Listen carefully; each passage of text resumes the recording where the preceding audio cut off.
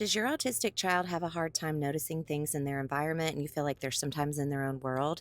I've got a story to share with you and some ideas of how I can help you. I have an autistic client on my caseload who's 7 years old, and we've been working on teaching him to tune into his environment. I've been using things called reflexive questions. If he would drop something, I'd say, "What should we do when we drop it?" And I would say, "Pick it up."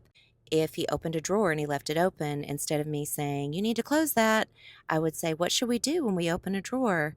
And then I would model, "We should close it." And when he was using markers and he would leave the lids off, I would say, "What should we do when we're all done with the markers?" And I would model, "We put the lids back on." Instead of telling him what to do, is helping him to have the internal awareness and give himself a cue of what he should do. His mom was telling me last night, teacher was sharing with mom that he had gone in to use the bathroom. And when he came out, she said, "Did you wash your hands?"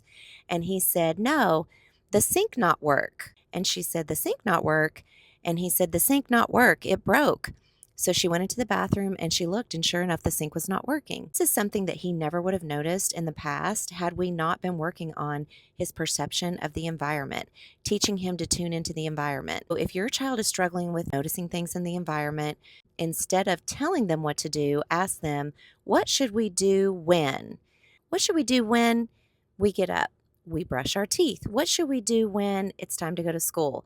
We put on our coat. What should we do when we're thirsty? We get a drink." Try that today